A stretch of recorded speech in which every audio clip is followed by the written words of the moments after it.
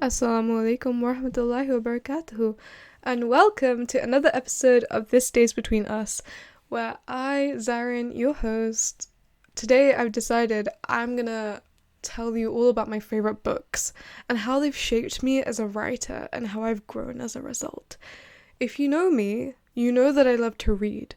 I've resolved that, I'd be content to die alone, provided I'm dying, in a library. You know what I mean? I spend my last days in a library and I have books next to me and I can read stories and eat nice noodles or something. That was so random. But you know what I mean?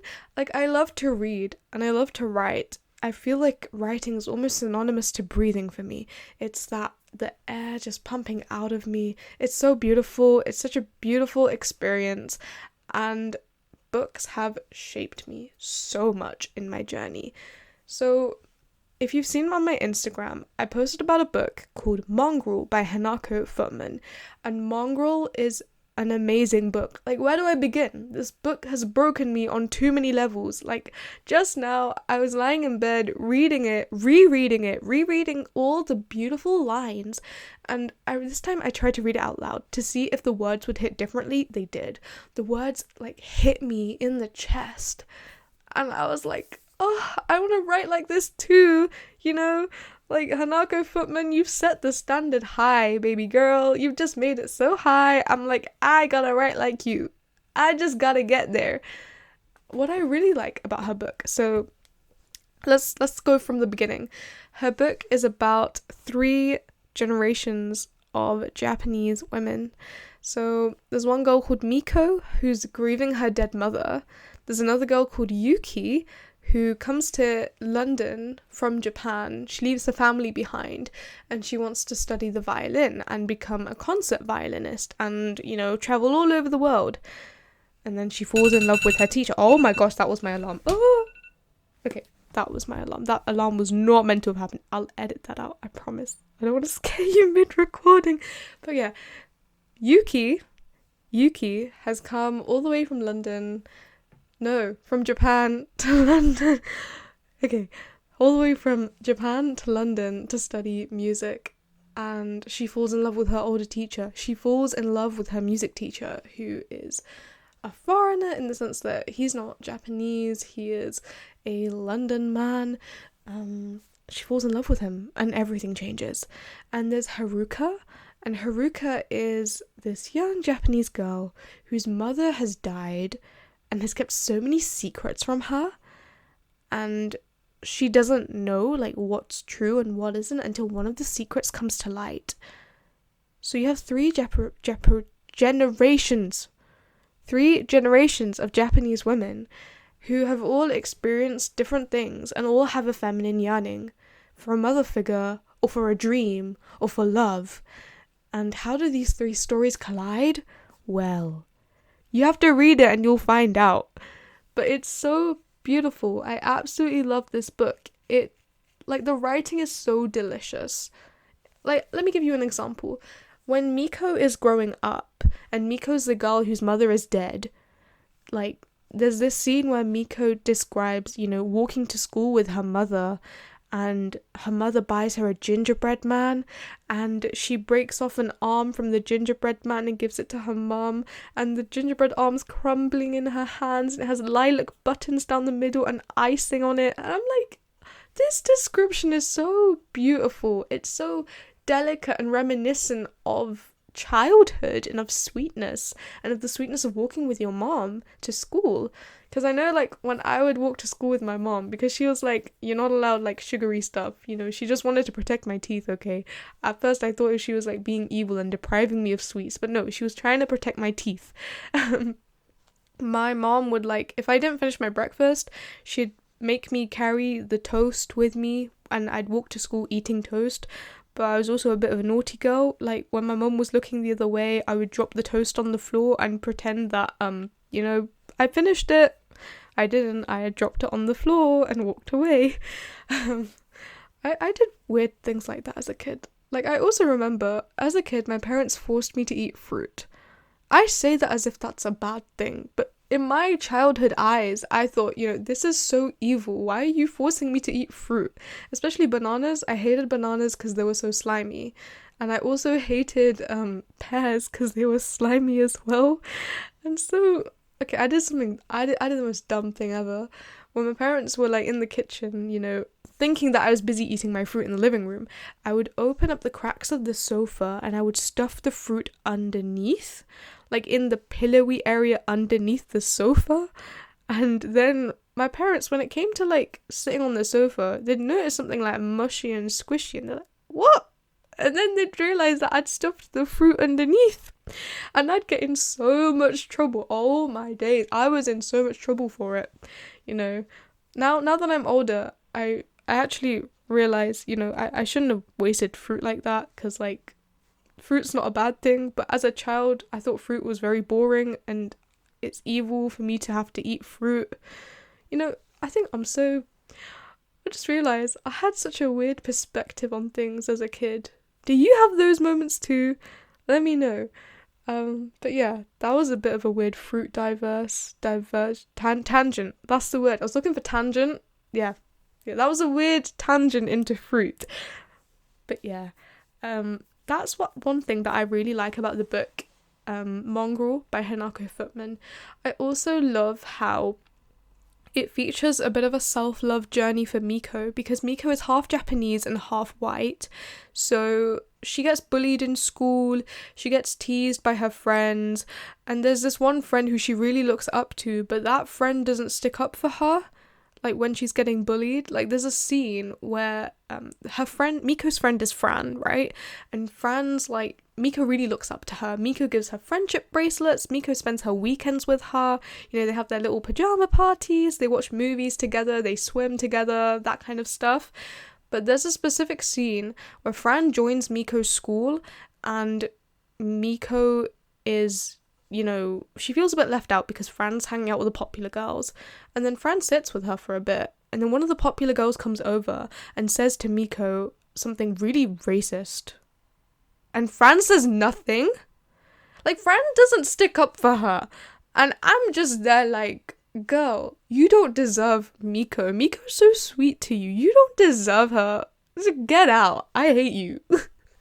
Like, a writer's done a really good job when you're actually, like, hating a character. But I don't think the writer intended for me to hate Fran. I don't think so. But I hate Fran anyway. I'm a Fran hater. Like, absolutely despise Fran. It's not even like despise her, but I'm like, you don't deserve Miko. Miko's so lovely to you. She's such a delicate, sweet, caring girl full of so much empathy, and you can't even stick up for her. Like, what kind of friend are you? So yeah, that's one thing that I've definitely learned from writers, is that when they make you care about a character who isn't even real, you really feel immersed within the story and you feel actively involved. And that is something that I hope to take within my own writing. Like, I remember when I was working on episode 1, Let Their Words Be Air, and when I released it, so many people said to me, oh my gosh, Alex, awful man, hate him. Like, and that's, the funniest part is Alex was always like that to me in real life. And he wasn't even a character that I invented. But I think there's a difference between, like, telling a story and storytelling. And the way I told the story, I think, really made you feel like what Alex was like and what having a guy like Alex next to you in real life feels like. So yeah, that was also another tangent before I say some other weird word. But yeah, I think it's these kinds of things that I really picked up from books. I really like the description, I really like the small sweet moments they zoom into, and I like how they make you care about a character. So that's one book that I've been reading and rereading. Another thing that I love about the book Mongrel by Hanako Footman is the interspersing of Japanese within the story. It makes it so much more authentic.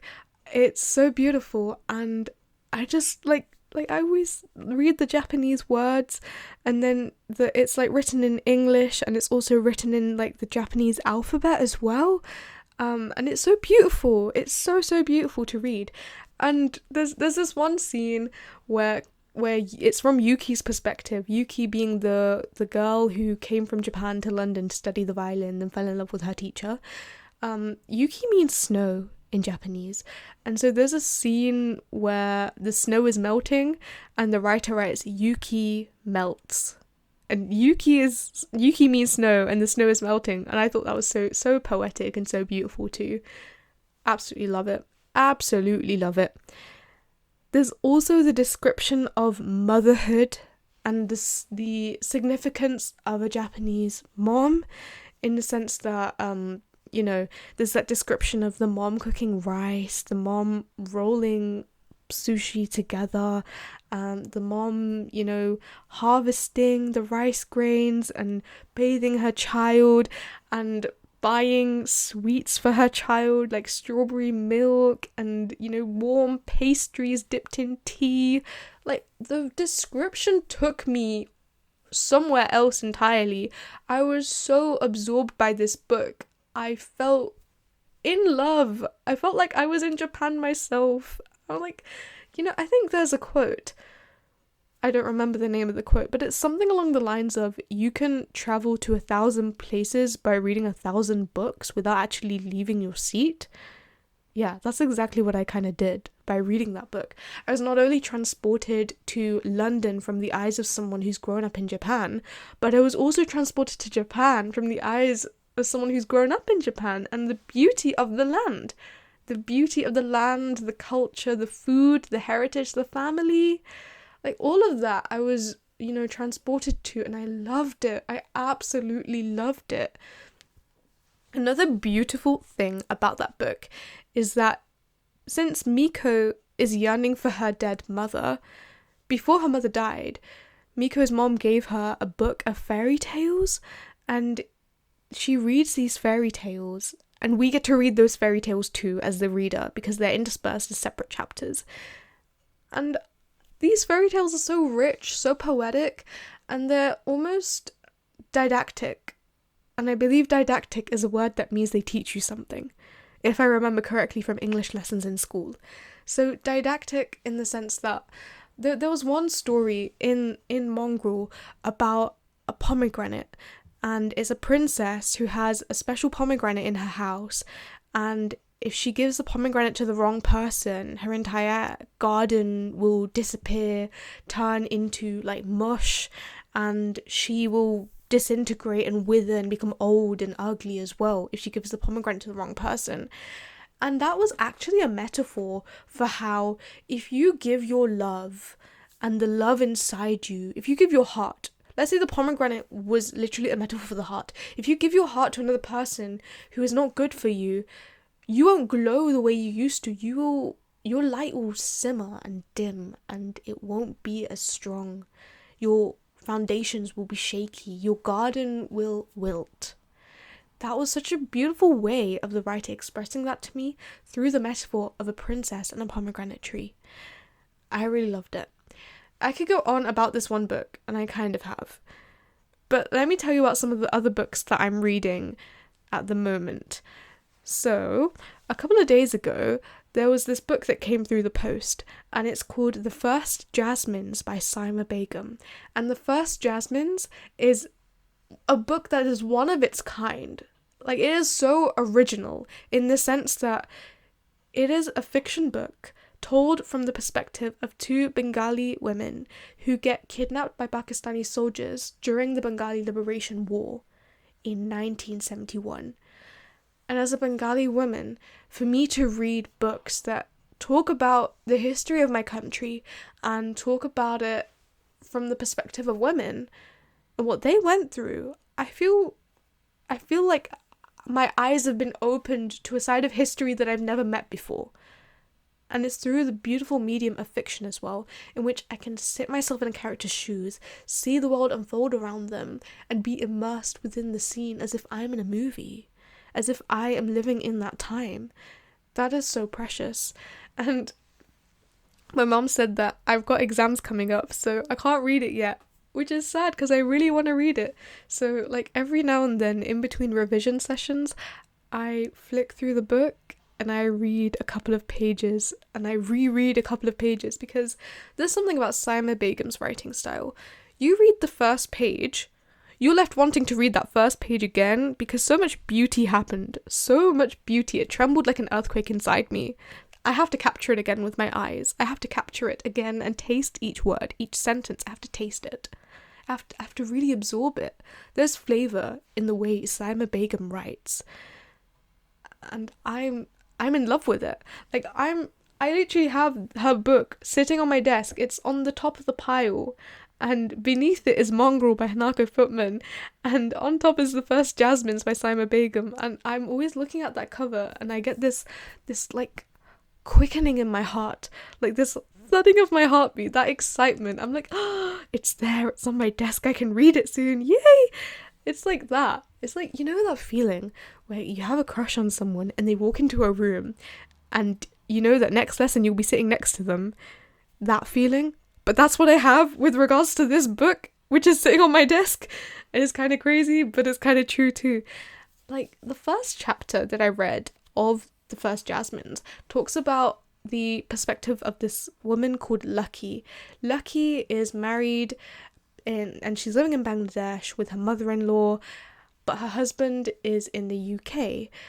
And one of the most beautiful scenes that I just read was about how Lucky is so excited to receive a letter from her husband Waleed, and whenever he sends a letter, she wakes up really early in the morning, holds the letter above the flame of the fireplace or of the stove, I can't remember which one, but she holds the letter above the flames, not too high so it doesn't burn, but not too low that it melts too easily, kind of thing, or it doesn't open.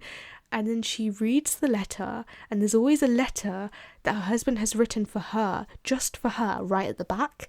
She reads that one just so, you know, she can have it, so that her mother-in-law doesn't read it. You know what I mean? Like, she loves her husband and she wants his words to herself. She wants to feel the handwriting. She wants to see the little ink stains on that page. Like, Saima Begum describes this in such beautiful detail. I am left reading that paragraph again and again, just to immerse myself once more.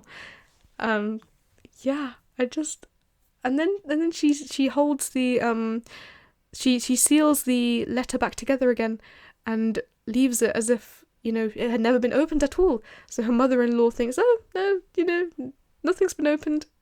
Like, the secrecy, the absolute secrecy in this scene is so beautifully written. And as a Bengali girl, I know that there's always a little bit of tension between daughter-in-laws and mother-in-laws. There's always that, you know, itsy-bitsy, tight-ropey kind of situation going on sometimes. And so, yeah, I think Saima Begum has written this so beautifully. And I finished chapter 1, and chapter 2 is titled The Sweet Shop Girl. And I'm so ready to read that. Like, I'm so ready to read that, because I'm like, sweet shops? That is so pretty. And the sweet shop girl? Okay, who is she? I want to know. So yeah, those are the two books that I've been reading at the moment that have been getting me through, you know, the winter days, the coldness. Like, whenever it's cold and it's winter, I find that humans tend to lean towards something warm. And that's usually the warmth of another person, the warmth of a friendship, the warmth of someone you love. That's where human beings tend to go. And I know for a fact that I'm finding a beautiful sense of warmth in being at home with my family and with a beautiful book to read before I go to bed. I am just so excited. Oh, I forgot to tell you. Another book came in the post. Guess. 3 words. I'll give you 5 seconds to guess what it is. I'll give you, like, a couple of clues. So it's 3 words. The initials of the author are M.A. and Offred. Okay, now you have to know what that book is. Okay, 5 seconds and I'll reveal the title. 5, 4, 3, 2, 1. Okay, The Handmaid's Tale by Margaret Atwood. That came through the post too. and it's sitting on the top of my shelf somewhere else because I got it as like a used copy, so it's not as aesthetic looking as my other books. So I've kept it in its own corner. Does that make me discriminatory towards books? I don't know. Maybe. I'm not being very equal or friendly towards all my books, am I? I kind of just isolated The Handmaid's Tale in one corner, but it's at the top of the corner it's in at the moment. It's at the top, and I'm so excited to read it because dystopia is so beautiful. It's so, like, disturbing, and I love disturbing literature. Don't know what that says about me, but I really like it, and I really want to read it, but I've not gotten the chance to yet. And I'm hoping The Handmaid's Tale does not disappoint me. If you've read The Handmaid's Tale, comment below like your thoughts on it, because I don't know. How do you find it? Is it good? Is it not good? I know that there's the one key scene where the commander plays Scrabble with Offred, and that's like the scene that gets hyped up by everyone. So I'm yet to discover it as I read through the book. But yeah. I've also been reading The Bloody Chamber and Other Stories by Angela Carter. It's so good. So good. Like, The Bloody Chamber, I read already at the start of year 12 because we were studying Gothic literature, so we were studying Dracula, and we needed to have like a bit of a background intro into what Gothic literature is, and wow. The Bloody Chamber does not disappoint. But I do remember that at the start of year 12, because I was always reading like YA novels, the writing style of Angela Carter took a bit of time for me to sink my teeth into. But in the years that have followed since, my writing style and taste, it's become more diverse. And so I can now sink my teeth into the delicious prose through which Angela Carter writes. And everyone has there's this debate about like whether The Bloody Chamber is a feminist collection of stories or not. I don't want to get into that today. Maybe you can. Maybe we can do that someday. We can get into whether it's a feminist set of stories or if it's not. Genuinely, I don't think she's concerned about that. I think Angela Carter is more concerned about the power dynamic between two people in a relationship, I'd say, and the darkness of the human psyche. Yeah, that's what I think is what's going on. That's genuinely what I feel is going on. But my favourite story from that entire collection has to be The Tiger's Bride. Because, see, everyone thinks that The Tiger's Bride is about a girl, submitting to the will of a man. But actually, I think it's about the fragile masculinity of the tiger man. He feels ashamed of himself because he's a tiger and not a human. He feels ashamed of his fur. He has tears rolling down his eyes when, the girl says, okay, I will look at you in your form, in your true form, without your mask, without your clothes. I will look at you as your tiger self. And I think it's just an affirmation of how fragile men can feel too. That's genuinely what I think The Tiger's Bride is about. I don't think it's anything about the empowering of a woman or the disempowering of a woman. I think it's about the vulnerability of a man. Controversial, maybe, but that's what I genuinely think it's about. Like, if you see towards the end when the girl comes to him, he feels like he is going to be accepted, and he doesn't move towards her. The tiger man doesn't move towards her until he notices that there's no fear in her eyes and that she accepts him. That's when he moved towards her, And so I'm like, this story itself is so powerful. I really like reading The Tiger's Bride. It's one of my favorites. Yes, Angela Carter tends to write in a bit of a, you know what I mean, kind of way. But at the same time, I think she explores physicality and sensuality, not from the perspective of it being so graphic, but to show how human psyche works in relationships and how fear and vulnerability can affect them too. So yeah, that's my hot take on literature. And that is an end to this episode. I hope you really enjoyed listening to me talk about books, because if you couldn't tell already, I love books. And yeah. Hope to see you for another episode soon. Assalamu alaikum warahmatullahi wabarakatuh. And see you again. And maybe read books. I think it's a great idea. It's a great way to feel fulfilled. Try it out. See what you enjoy and let me know. So that's a wrap and a zoo. Bye!